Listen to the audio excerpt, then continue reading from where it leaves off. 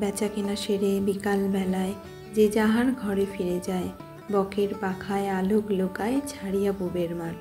যতীন্দ্রনাথ সেনগুপ্তের সেই হাট কবিতা সত্যি এক অপূর্ব প্রকৃতিকে তুলে ধরে। আর এই প্রকৃতি আমাদের কাছে যতটা সুন্দর, ঠিক ততটাই ভয়াবহ পরিস্থিতিও সৃষ্টি করে কখনো কখনো। নমস্কার সকলকে, মেঘমালার আরও একটি নতুন ভিডিওতে তোমাদের স্বাগত জানাই। আজকের ভিডিওটা একটু অন্যরকমভাবেই শুরু করলাম। চারিদিকে এখন বন্যার পরিস্থিতি, তো আমাদের এখানেও নদীর জল অনেকটাই বেড়ে গেছে। আশেপাশের গ্রামগুলিতেও শুনছি একের পর এক বাঁধ ভেঙে যাচ্ছে। চারিদিকেই এক সংকটময় অবস্থা। চাষিদের কষ্ট করে ফলানো সোনার ফসল নষ্ট হয়ে গেল। সত্যি প্রকৃতির কাছে আমরা বড় অসহায়, কিছুই করার থাকে না আমাদের। হুগলি জেলার খানাকুলের বিভিন্ন জায়গাতেই বাঁধ ভেঙেছে, তবে আমরা যেখানে থাকি খানাকুলের পলাশপায়ে আমাদের এখানে গত বছরই খুব সুন্দর করে বাঁধ দেওয়া হয়ে গেছে, তাই বাঁধ ভাঙার সম্ভাবনা আর নেই।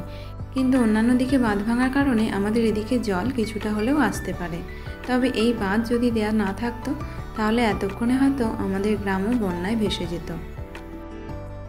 প্রতি বছরই এই সময় করে বন্যার পরিস্থিতি তৈরি হয়, তবে অন্যান্য বছরের মতো আর বাঁধ ভাঙার ভয়টা অন্তত নেই।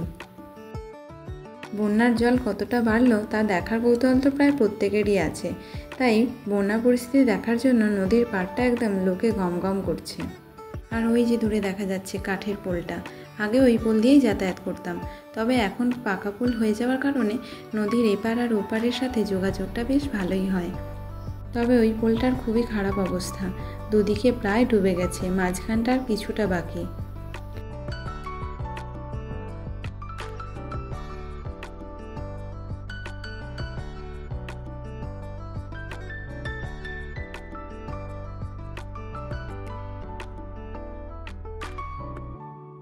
বিকেলবেলার দিকে মা ভাই বোনেরা বলল, চল একটু নদীর জল দেখে আসি। তাই সবাই মিলেই চলে এসেছিলাম ঘুরতে ঘুরতে নদীর জল দেখতে। যেহেতু বাড়ির কাছেই, আর একটা কৌতূহল তো থাকেই যে জলটা কতটা বাড়লো। আজকের মতো ভিডিওটা তাহলে এখানেই শেষ করছি। পরবর্তী ভিডিও তোমাদের দেখাবো জলের অবস্থা কেমন থাকে, তার জন্য চ্যানেলটা সাবস্ক্রাইব করে রেখো। আর হ্যাঁ, তোমরাও কিন্তু কমেন্টে জানিও অন্যান্য জায়গার অবস্থা কেমন। সবাই ভালো থেকো, সাবধানে থেকো, সুস্থ থেকো। নমস্কার।